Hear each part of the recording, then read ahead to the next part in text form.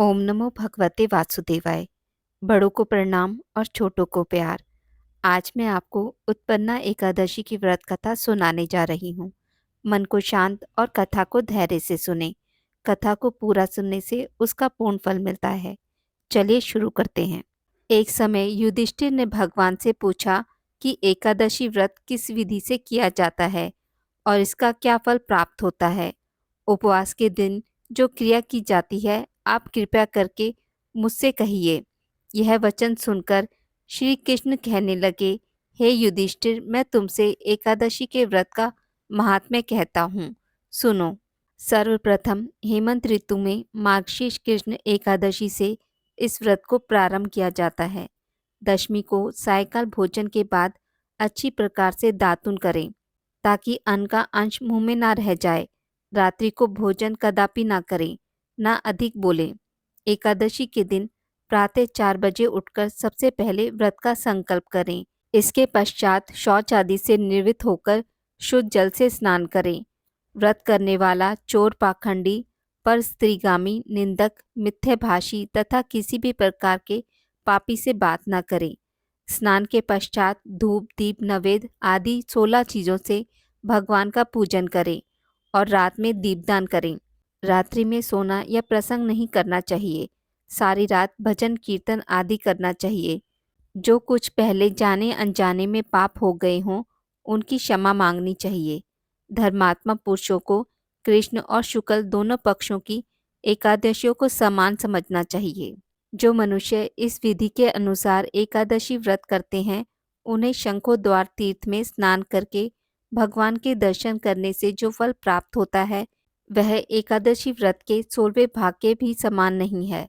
व्यतिपात के दिन दान देने का लाख गुना फल होता है। संक्रांति से 4 लाख गुना तथा सूर्य चंद्र ग्रहण में स्नान दान से जो पुण्य प्राप्त होता है वही पुण्य एकादशी के दिन व्रत करने से मिलता है।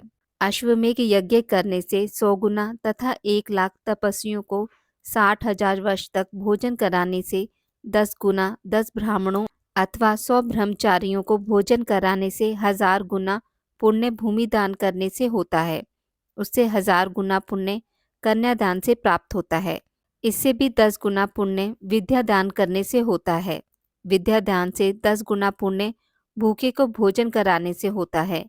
अन्नदान के समान इस संसार में कोई ऐसा कार्य नहीं जिससे देवता और पितृ दोनों तृप्त होते हों, परंतु एकादशी के व्रत का पुण्य सबसे अधिक होता है।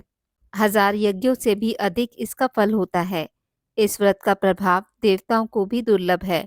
रात्रि को भोजन करने वाले को उपवास का आधा फल मिलता है और दिन में एक बार भोजन करने वाले को भी आधा ही फल प्राप्त होता है। जबकि निर्जला व्रत रखने वाले का महात्म्य तो देवता भी वर्णन नहीं कर सकते। युधिष्ठिर कहने लगे कि हे भगवान, आपने हजारों यज्ञ और लाख गोदान को भी एकादशी व्रत के बराबर नहीं बताया, सो यह तिथि सब तिथियों से उत्तम कैसे हुई, बताइए। भगवान कहने लगे, हे युधिष्ठिर, सतयुग में मूर नाम का दैत्य उत्पन्न हुआ। वह बड़ा बलवान और भयानक था। उस प्रचंड दैत्य ने इंद्र, आदित्य, वसु, वायु, अग्नि आदि सभी देवताओं को पराजित करके भगा दिया। तब इंद्र सहित सभी देवताओं ने भयभीत होकर भगवान शिव से सारा वृतांत कहा और बोले, हे कैलाशपति, मूर दैत्य से भयभीत होकर सब देवता मृत्यु लोक में फिर रहे हैं। तब भगवान शिव ने कहा, हे देवताओं, तीनों लोकों के स्वामी, भक्तों के दुखों का नाश करने वाले भगवान विष्णु की शरण में जाओ। वे ही तुम्हारे दुखों को दूर कर सकते हैं। शिवजी के ऐसे वचन सुनकर सभी देवता क्षीर सागर में पहुंचे। वहां भगवान को शयन करता देख हाथ जोड़कर उनसे स्तुति करने लगे कि हे देवताओं द्वारा स्तुति करने योग्य प्रभु, आपको बारंबार नमस्कार है। देवताओं की रक्षा करने वाले मधुसूदन, आपको नमस्कार है। आप हमारी रक्षा करें। दैत्यों से भयभीत होकर हम सब आपकी शरण में आए हैं। आप इस संसार के कर्ता, माता पिता, उत्पत्ति और पालन करता और संहार करने वाले हैं। सबको शांति प्रदान करने वाले हैं। आकाश और पताल भी आप ही हैं।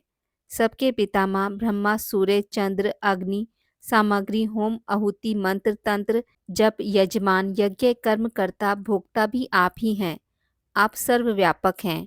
आपके सिवा तीनों लोकों में चर तथा अचर कुछ भी नहीं है। हे भगवान, दैत्यों ने हमको जीतकर स्वर्ग से भ्रष्ट कर दिया है और हम सब देवता इधर उधर भागे फिर रहे हैं। आप उन दैत्यों से हम सबकी रक्षा करें। इंद्र के ऐसे वचन सुनकर भगवान विष्णु कहने लगे कि हे इंद्र, ऐसा मायावी दैत्य कौन है जिसने सब देवताओं को जीत लिया है?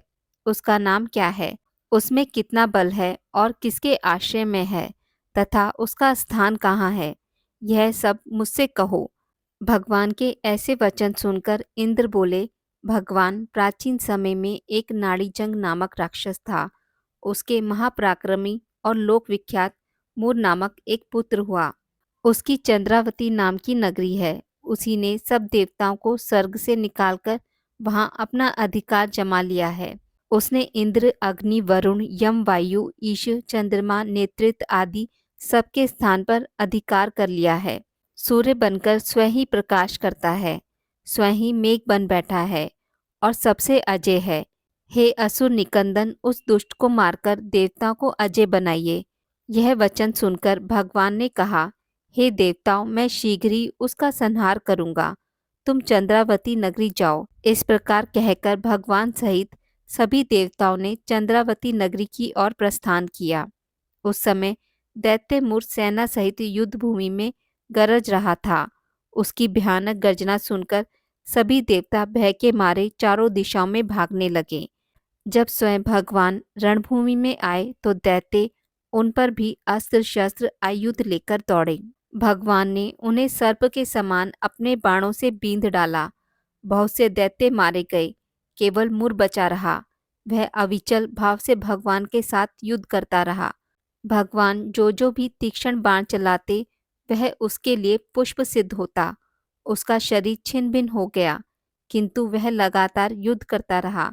दोनों के बीच मल्लयुद्ध भी हुआ। 10,000 वर्ष तक उनका युद्ध चलता रहा, किंतु मुर नहीं हारा। थककर भगवान बद्रिका आश्रम चले गए। वहाँ हेमावती नामक सुंदर गुफा थी। उसमें विश्राम करने के लिए भगवान उसके अंदर प्रवेश कर गए। यह गुफा 12 योजन लंबी थी और उसका एक ही द्वार था। विष्णु भगवान वहाँ योग निद्रा की गोद में सो गए। मुर्गी पीछे पीछे आ गया और भगवान को सोया देखकर मारने को उगत हुआ। तभी भगवान के शरीर से उज्जवल कांतिमय रूप वाली देवी प्रकट हुई। देवी ने राक्षस मुर को ललकारा, युद्ध किया और उसे तत्काल मौत के घाट उतार दिया। श्री हरि जब योग निद्रा की गोद से उठे तो सब बातों को जानकर उस देवी से कहा कि आपका जन्म एकादशी के दिन हुआ है, अतः आप उत्पन्ना एकादशी के नाम से पूजित होगी। आपके भक्त वही होंगे जो मेरे भक्त हैं। बोलिए श्री हरि भगवान विष्णु की जय और एकादशी माता की जय। आज की इस वीडियो में बस इतना ही। मित्रों, अगर आपको मेरी वीडियोस पसंद आती हैं तो इसे लाइक और शेयर ज़रूर करें और पूजा पाठ से जुड़ी जानकारी के लिए मेरे चैनल को सब्सक्राइब करना ना भूलें। धन्यवाद।